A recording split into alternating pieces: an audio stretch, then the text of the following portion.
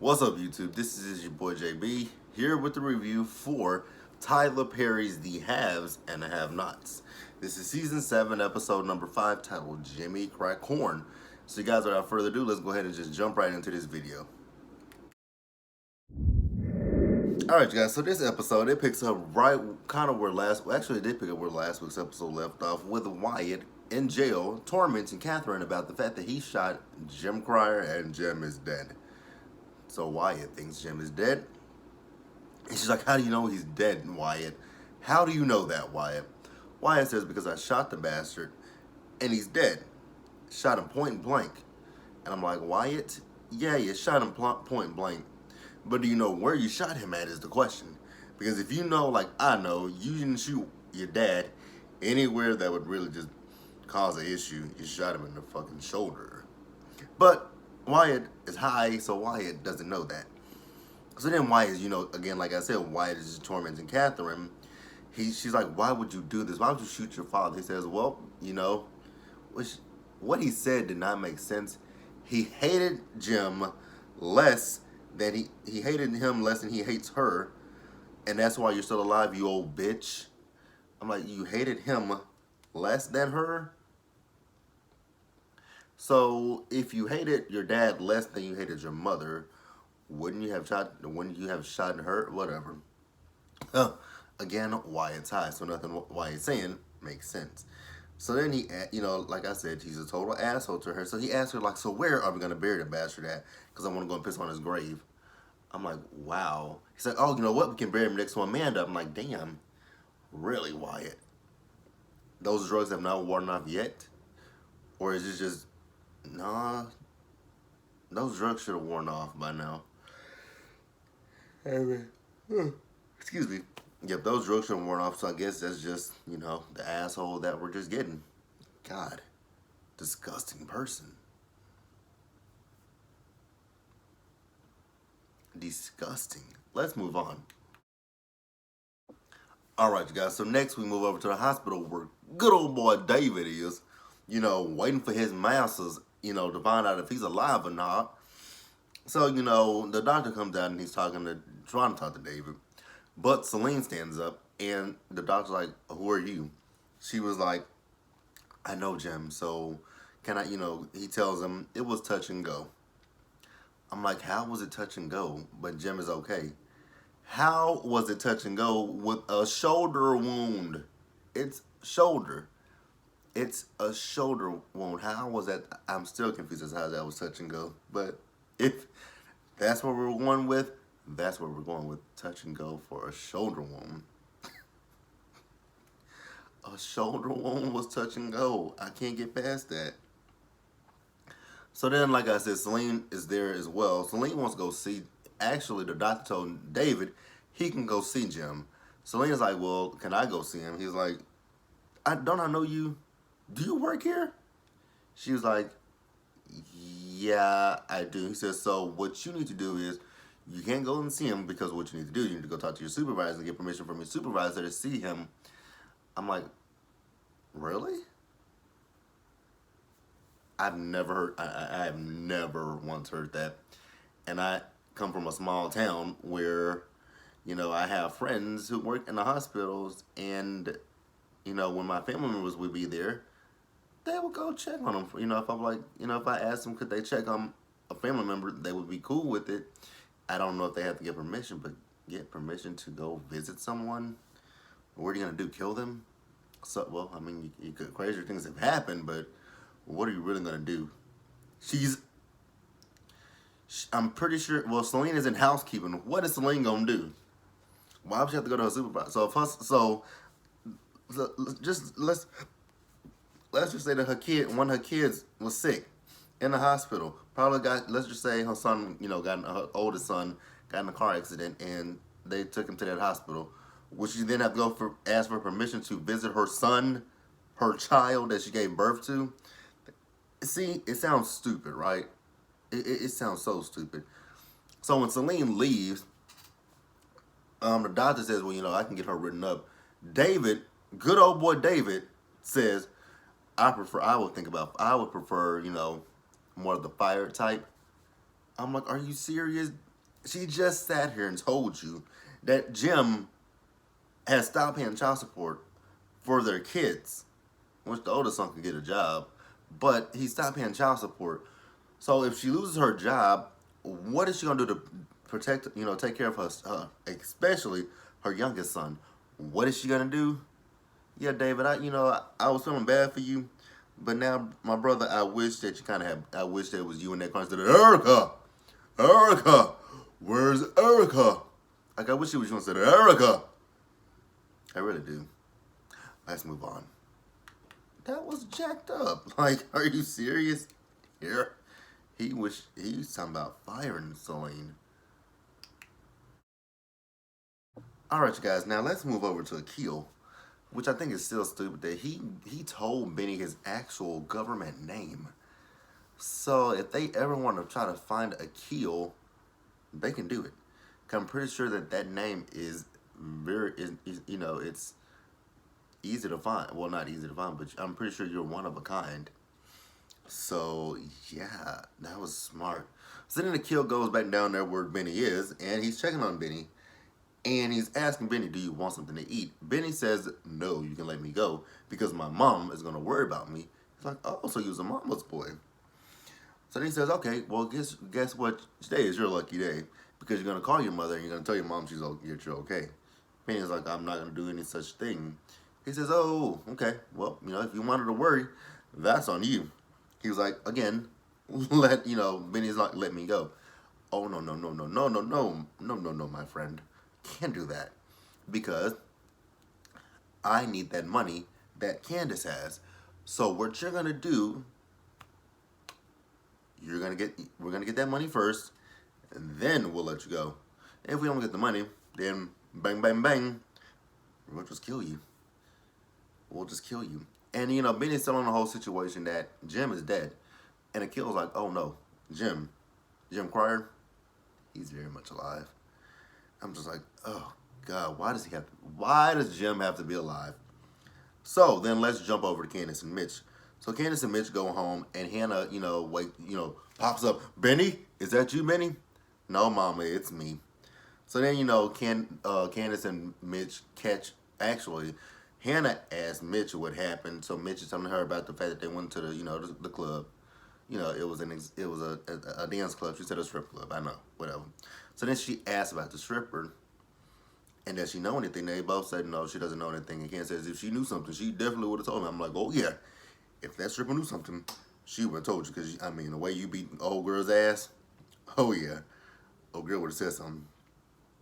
So then also Hannah mentions the fact that when she was over to the Cryer's house, she saw a notepad with Benny's name on it with 8 million reasons on it.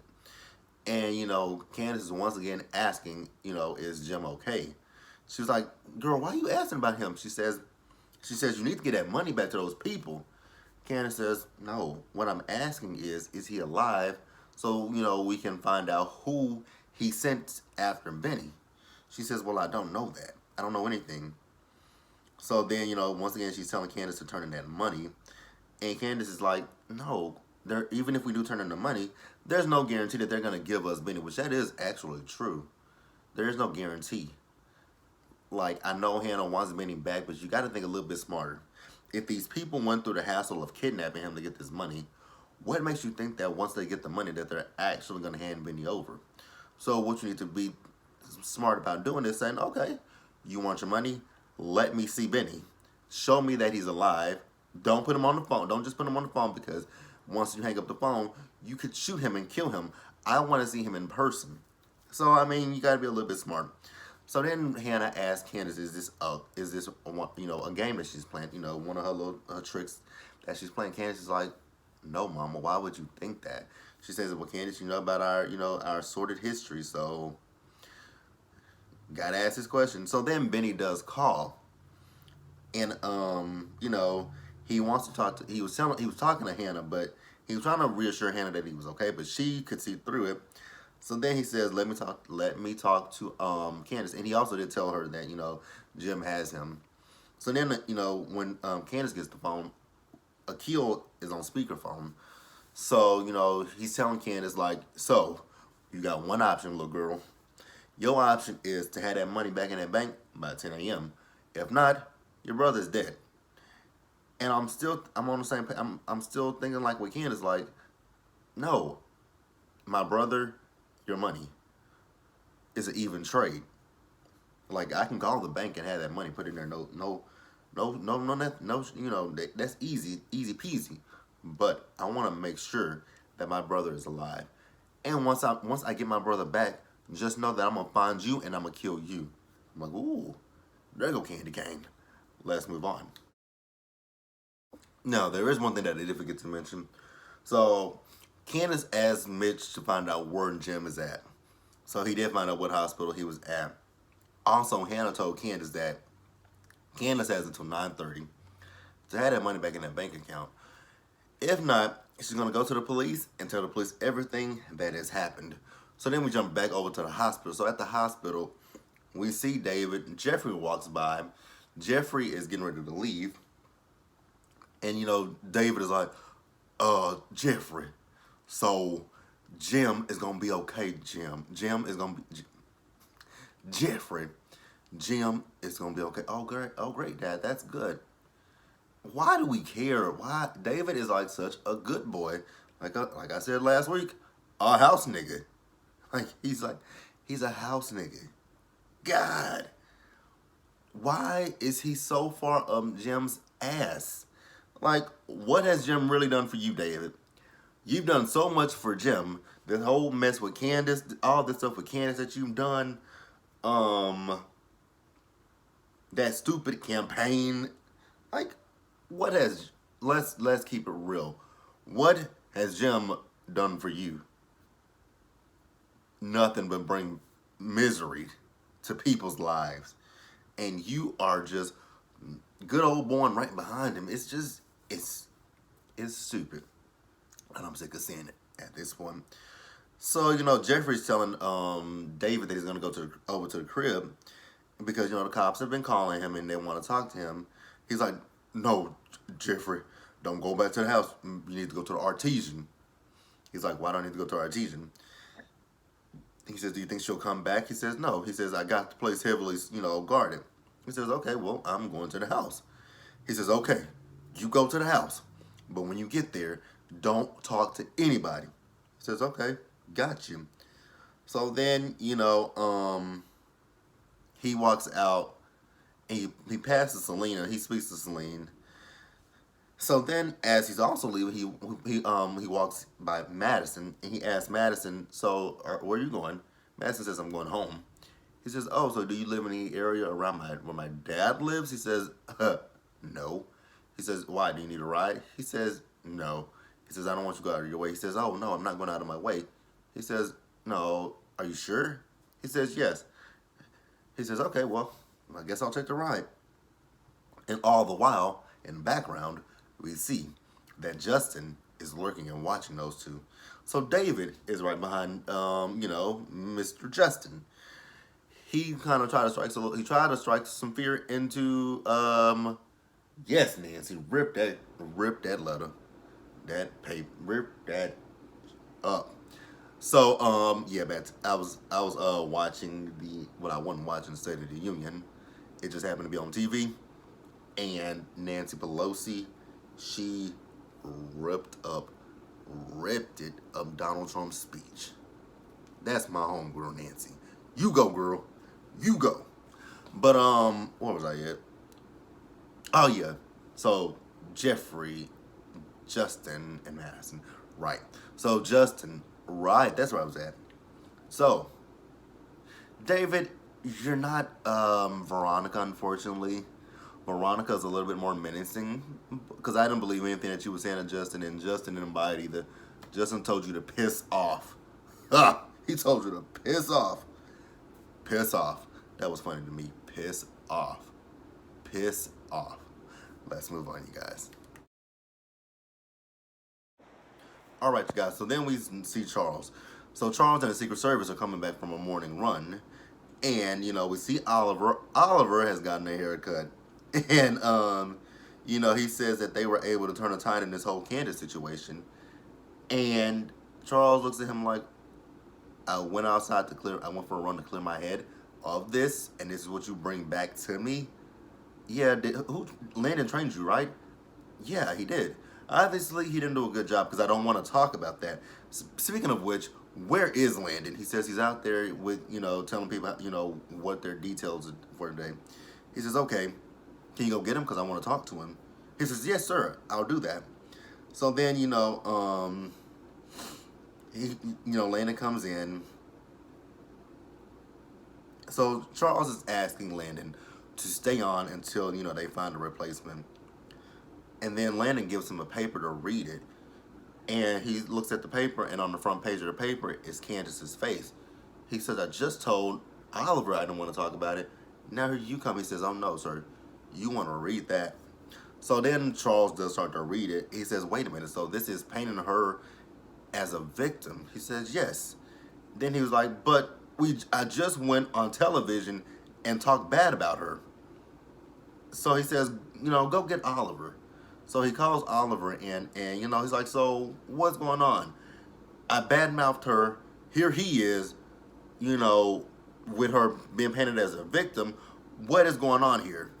And Linda's like, well, we're painting her as a victim, even though you did, speak out about it.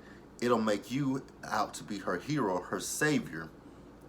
I'm like, none of this is just, really and truly, none of this is making sense to me, but whatever.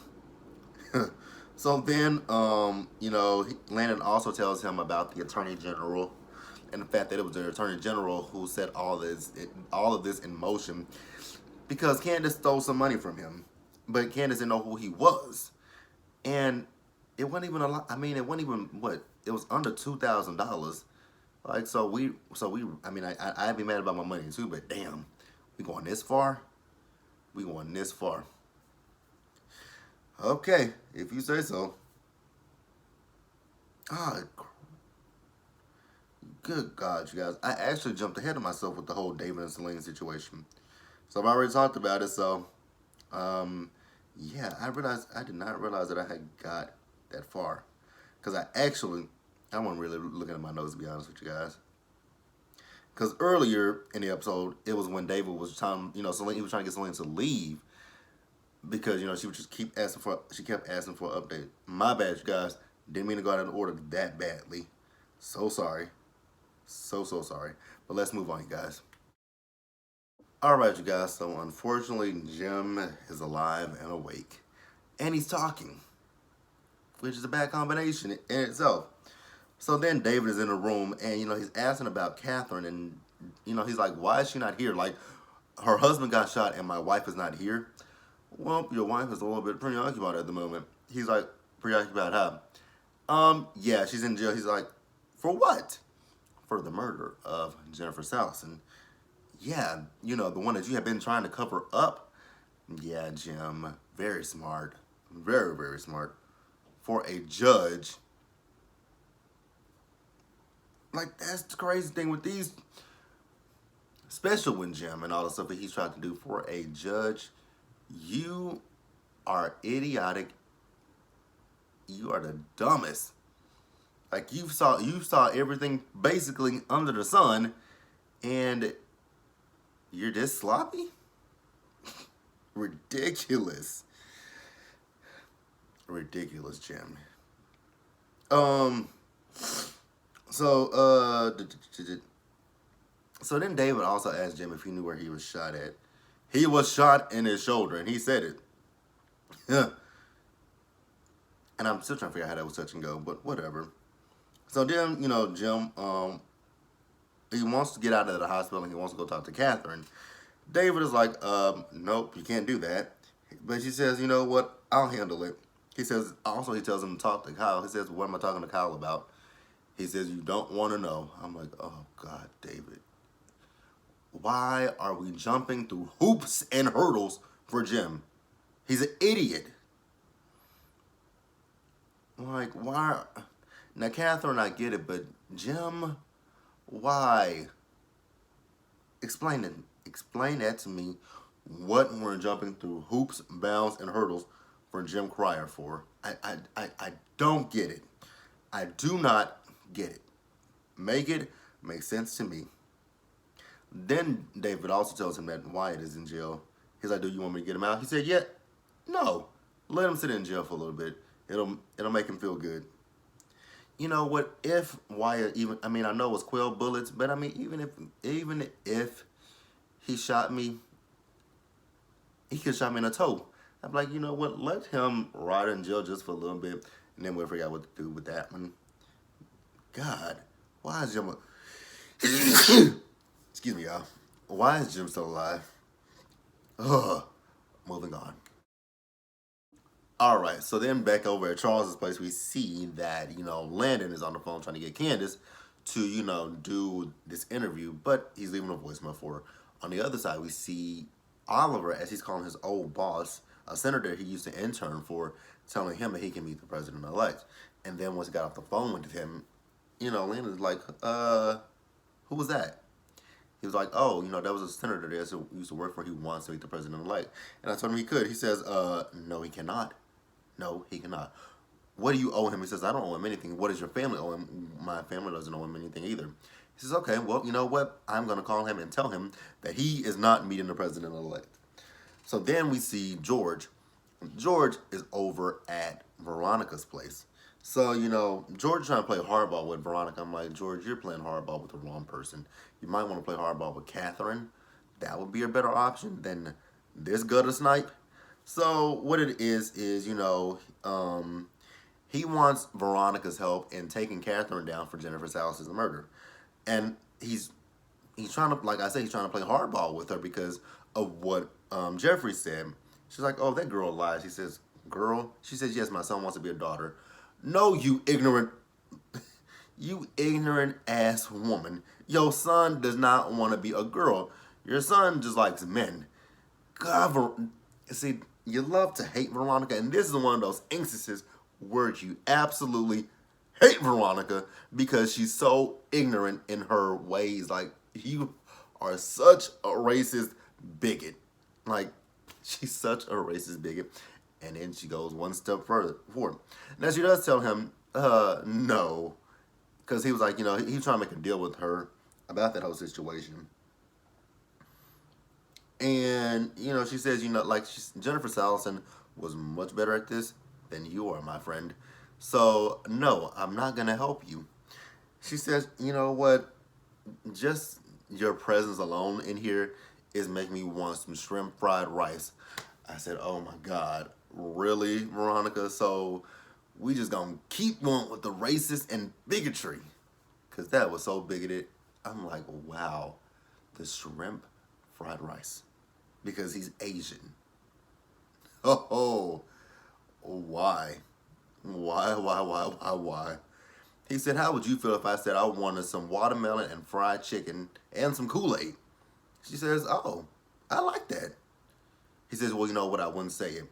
And then after he leaves, she says, you might want to try it. Watermelon and chicken is really good. She said, I like that. I just don't like that shit in my house. I'm like, wow. So do you really hate being black that much, Veronica? Like, do you really hate being black? Because that's all it is you just hate your skin color. You just hate your skin that you're in. Do you wish you were born white? Do you wish you were like your husband, who's a good old boy? Because you act like a self-hating black person. And those are the worst. Like, I know some that just don't like black. I know black people that just don't really care for other black people. And it's just like, wow, you're weird. You're really, really weird that you don't really like your own people. It's a few of them that are Trump supporters, but I'm not going to say that. Did I say that? Did I say that? Let's move on. All right, you guys, so let's close out the episode. So we see Charles, he calls his friend Conley back over, and he wants to talk to Conley about Candace. So what he's doing is he's, pulling his ear, just trying to, really and truly, all Charles is doing is talking out his feelings about Candace, because he didn't say anything that we couldn't really already grasp about Candace. He's talking about what kind of person she is, how she sees him, and she basically can see right through him. And, then Conley asks him about the sex. He says the sex was good. It was different. but it wasn't all about the sex for Charles.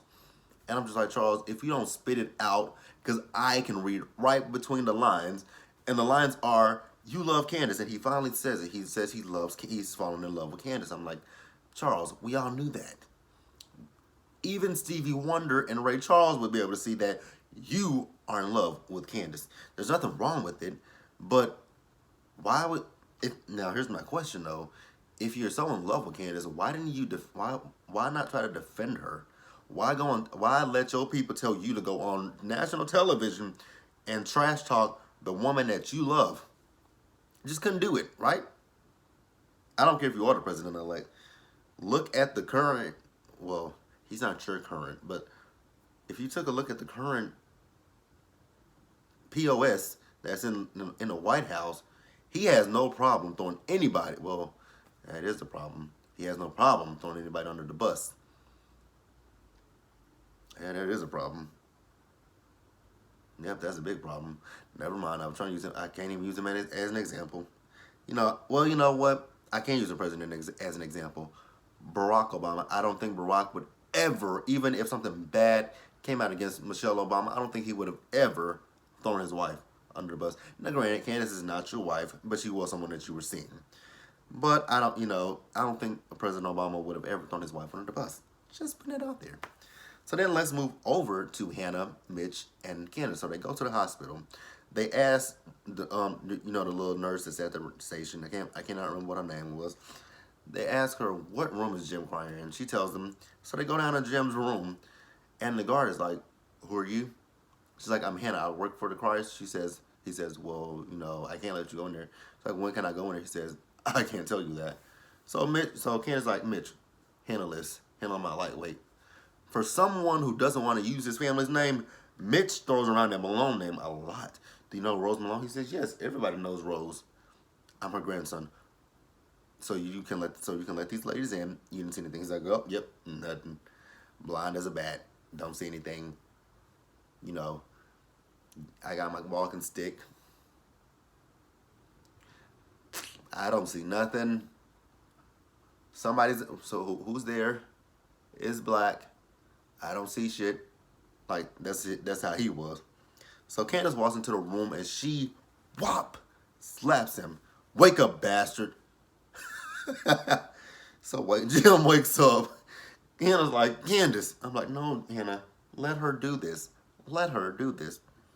So Jim is trying to play hard ass for his money. He's like, I want my money for Benny. Candace's like, no. So, Hannah keeps on her call the bank. Candace keeps saying, the bank is closed. It's 7 in the morning. That bank is not open. Well, when the bank opens, you call them and have him his money. No, I want my brother. So Jim makes a call and tells Akil, which I don't believe that was Akil. It could have been. But he says, kill him. I'm like, really? Really, Jim? You're in a hospital bed, number one. Yes, there's a guard outside. You know how Candace is. What makes you think she wouldn't hurt you? What makes you think you know how she feels about Benny? Hurt Benny? You know you good as dead, right? Okay. Like, Jim is so stupid. But you guys, that was the episode. So be sure to like this video, leave your comments. Subscribe to the channel, hit the bell notification button so you guys know when I drop anything else. Share this video, and I will catch you guys later. Peace.